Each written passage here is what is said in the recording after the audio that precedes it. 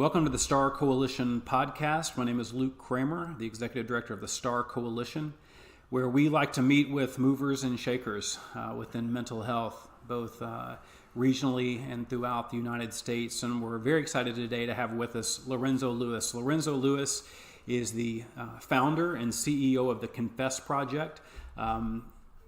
Lorenzo, I could go in and describe it, but I'm going to let you do it. Tell us about the Confess Project. Gotcha. Thank you again for having me today, Luke. I love the work that the STARR Coalition is doing and how pivotal it has been in our journey of forming the Confess Project. So the Confess Project is now I would like to say regional, but also have been recognized nationally in being the voice for marginalized communities, particularly communities of color, with the focus on men and boys of color with mental health awareness and education.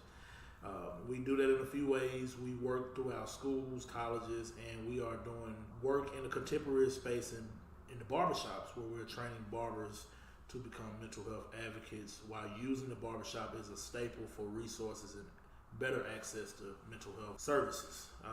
We're a little bit broad, but I think we were really looking at healthy relationships and how formulating from young men to men and how pivotal that is with truly living a quality of life overall.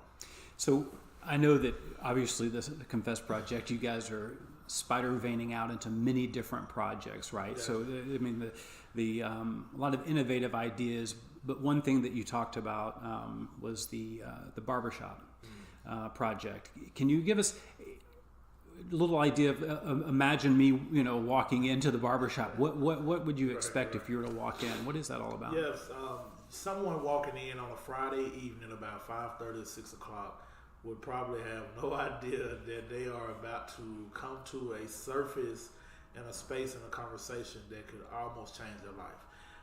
We began, it's very, very organic. Myself and a colleague of mine, a facilitator with the Confess Project, conducts about 60 minutes of dialogue, and it's structured dialogue that goes through storytelling of how we've overcome a period of trauma. That leads into, of course, a video presentation, some Q&A. We're able to do a mock presentation, demonstration of a guy with a mask, and we're talking about how we can break through stigma and how mental illness looks, but also how we have the power to overcome that. And then, of course, it's centered with a lot of dialogue and a lot of community conversations at the tip of the barbershop. So it's not just mental health. Of course, we're addressing social justice issues and race equity. So it's a lot of different things that's coming out in that conversation about mental health. But the conversation is about mental health. So yeah, we've really been very successful in doing those barbershop sessions. I guess one question is why the barbershop? I mean, what's the significance of the barbershop? It's a lot of research just shows that barbershop has been a true staple across communities, regardless of color and race. I think we've all reached that space where we find a genuine moment in getting a shave or getting our haircut. Those minutes are very precious. And to say that we can address, the stigma, right, and to address mental health in a place where it will be normalized. It will be recognized as a normalized conversation because of the setting and because of the operation of the shop. So, I said I grew up in a beauty salon. My aunt owned a beauty salon growing up, and I can remember that's where I navigated my first mentor. Mm-hmm. My first mentor was the only barber in an all-female salon, and I learned a lot there, and I say that's where I really was groomed as a young man, right there in the salon. So I thought about how unique it could be to translate that over to the barbershop. I know that a big focus that the Confess Project, like you said, is to work on trying to reach young men of color. Yes. And what are some of the unique challenges that you've seen within communities of color and of diversity? What are some of the unique challenges there that you feel like may be different? Right. So religion is always at the top in the sphere of how particularly the African American community has navigated their way of seeking help. It has been a very traditional factor that we've always relied on that strength through the church, through prayer, through our pastoral council. And I believe that for just generationally, that was the only thing that we knew how to do. The other part of it is, it is, I would say a lot of it with men particularly, it is the masculinity of males, and how toxic masculinity has become a barrier, and to actually being able to create those positive safe spaces for themselves and for others. And it's a grooming process with men, and it's simply the way a man is kind of raised in general to be tough and to have these different traits, and it's transferred through young men. So it's truly never a cycle of how to be vulnerable, to understand judgment and validation. Mm-hmm. And yeah, so I think that's where we, as a community, being that the male in the household, in the black community, is very, very a key component. And then, of course, the prison and pipeline system, the systemic issue of, it's 1 in 10, 1 in 5 actually, black males will be incarcerated in their 30s on any given day.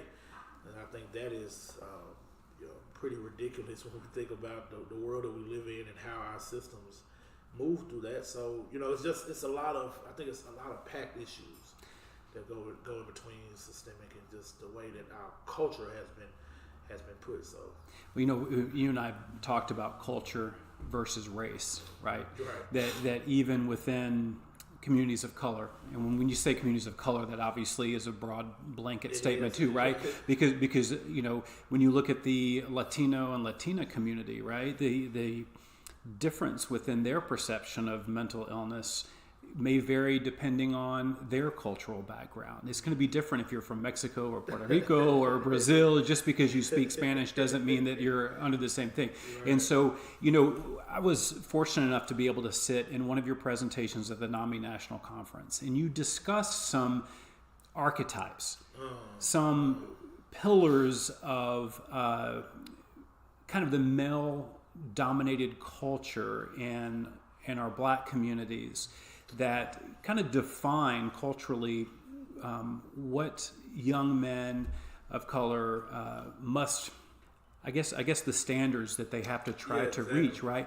Can you maybe pull one of those out or a couple of those out and discuss that? Because I'm telling you, from my perspective, I learned a lot. Oh wow! It was very it meant a lot to me, because now that if I engage communities of color, that I feel like that I have just a little bit more insight. Gotcha. So tell me about it. Yeah, Luke, it is.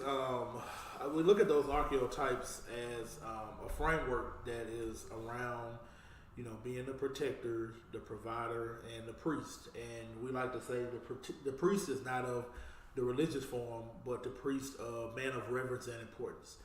And being in our communities that we, masculine and so male dominated, that we have to, uphold values and, enrichment, that once that prevails and that's not in place, then that's when we began the process of lashing inward and outward. Being a protector, the one that's always have to provide, being a provider, a man of financial means and economic security. These are some of the different subgroups that we've identified in our male construct that play a big part in our mental health. And it's something that providers must understand. It is a language I believe that has to be implemented in that process. And if providers understand that when giving services to black males, I believe that they could potentially be a little more successful in the process of working with that gentleman. Unfortunately, I don't think a lot of providers are not, right? It's not as educated. So I think that's another part of our realm, is educating professionals and educators about how do we navigate this space? What is the cultural sensitivity around addressing a 35-year-old black male that works 2 full-time jobs and has to provide for 3 children? How do I adequately get him the care that he needs in a way that he'll be able to use these skills over a lifetime and be successful?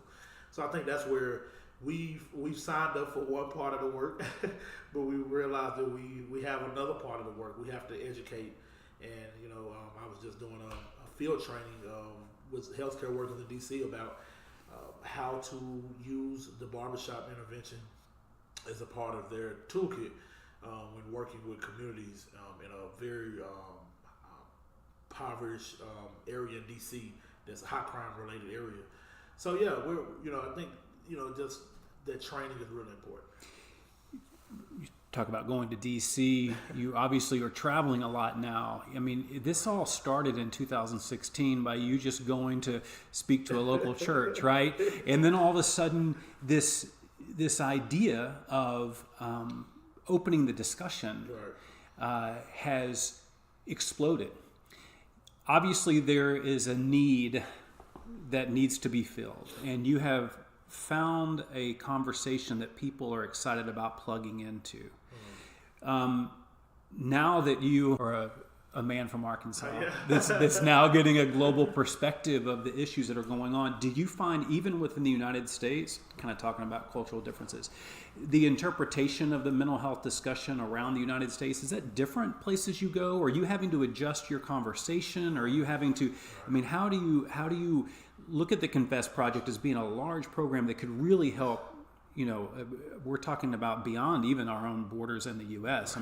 But when you do that, how are you having to adjust your conversation as you move? It's really different. The colloquialism of language is really, really keen. So, perfect example, Arkansas.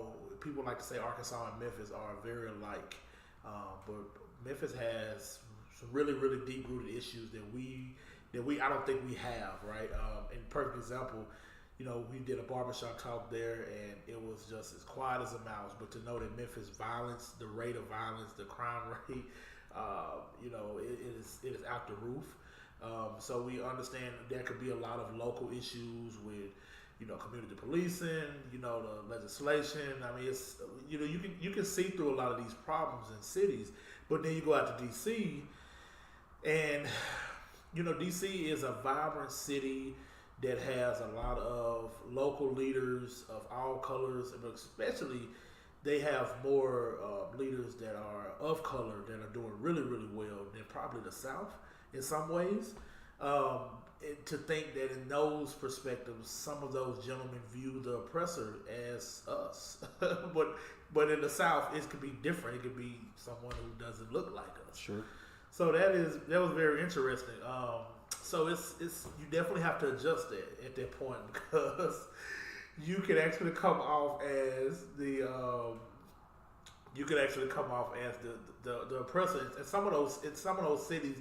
Ultimately, so it all has its unique challenges. And men on the East Coast respond a little differently, because someone in the South, they don't really combat race issues as much, right? So, you really have to adjust those different. You have to adjust those conversations, but I think they're all general conversations as well.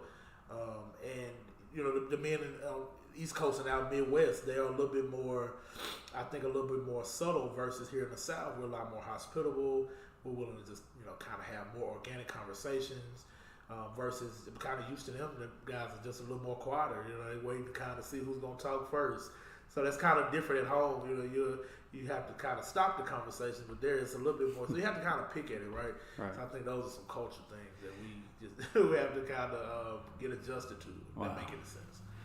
So it's interesting to talk about these cultural differences, because being from Arkansas and then talking about expanding this program, that there are some unique challenges, I'm sure, that exist outside of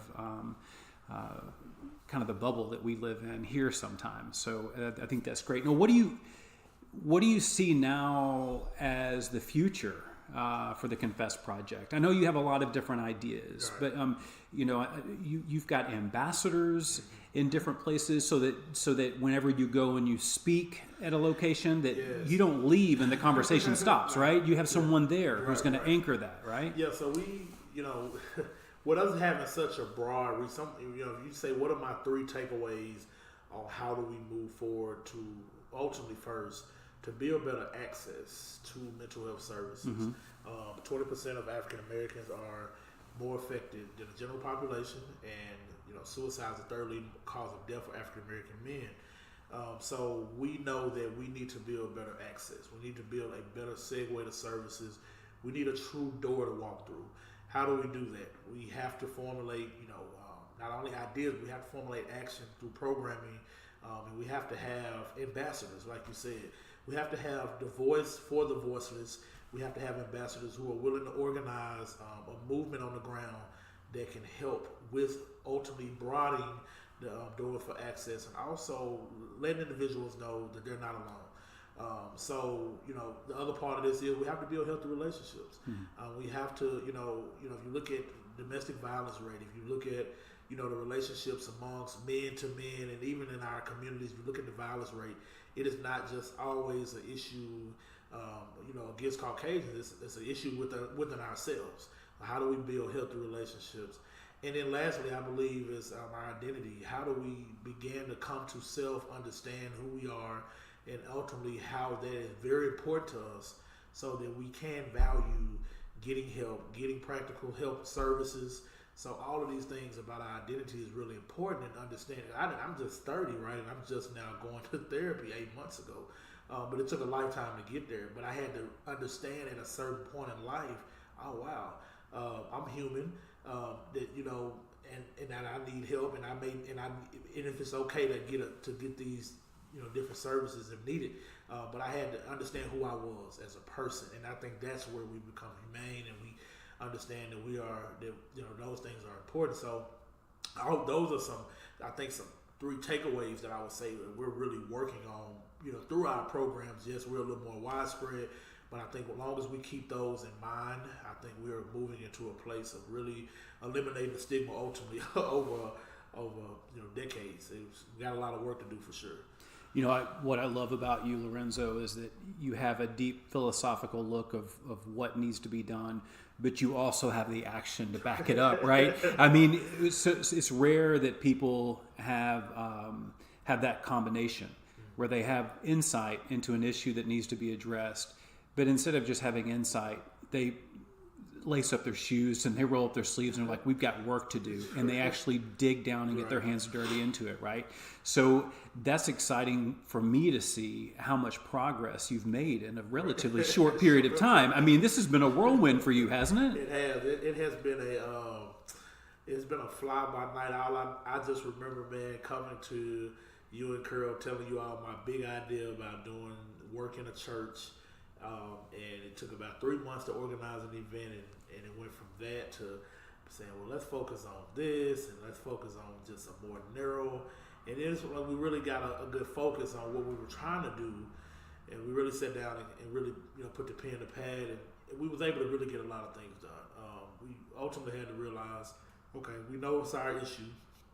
How do we help solve these issues? Who are some of the key people in the issues, right? How does that all look? And I think our ambassadors are composed of men and women. Well, why? We're only targeting men. Well, we come from a woman, and believe it or not, in African American culture, mothers and grandmothers are very important in our lives. So that's very important that we have women of color and their voices at the forefront, because that is, we can't miss them in what we're trying to do. So we're showing diversity across the board, and and equality across how we're bringing change to the issue. I'm about to jump out of my seat because I'm referring back to the tsunami speech that you did down in New Orleans.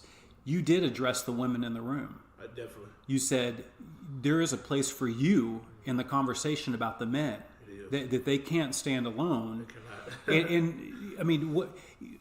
Maybe just quickly, just talk about how do you bring women into the conversation? Because I know the Confess Project, you are talking about men, but there's also been conversation to say, look, I'm open. In the future, we can broaden the conversation, but this is where I'm planting my feet right now. But you do reach out to women. We do, and we have a secular. We talk about the archetypes of women. The strong black woman. We talk about what we identify as the mammy, and normally like what we would call our big mama or grandmother in the household, or that one person in the household or in the family that we just push everything on, taking care of the kids, doing this, paying bills, whatever the case may be. And, also even just talking about the promiscuous woman and how that plays, being the gold digger, right? And why is that important? We identify the archetypes of women because we know that is important to who we are as men. We have sisters, mothers, and grandmothers, but we also have to understand that their identity is just as important because a lot of our, when we have barbershop talks, the number one conversation is about relationships, about divorces, about, separating from children. So we know that relationships is an issue. So women are definitely a keen in our formula and how we bring our message. So with having ambassadors, having women at the forefront with us, it is ultimately building something that will just be magnificent over a period of time. So, yeah, I think we went at it one way, and when we scale back and realize that we cannot leave, our sisters behind, and we brought them to the forefront with us. Mm-hmm. And now to know that if women can support men, then men would also be more buying to get help. So that's the other thing, they will buy more into the process once they know that women are involved in the process. So that's how we've been able to really move things forward. Because it's hard to get guys to just really get involved. But if they can see a solidarity of individuals, not even that just look like them, but that just care, and they can all be on the same page. And the ambassador movement brings so much synergy because it is able to share those voices, stories, and able to share that energy with one another. It helps everybody align, ultimately. Because women are strong characters, we know. Right. I mean, as men, we know that it's important that the women around us are a part of who we are. And you mentioned things like divorce and losing children and all these other things. Those are the cracks that can form in the foundation, right? And so that's what can lead to these bouts of depression and maybe self-worth and anxiety. Right. Depression.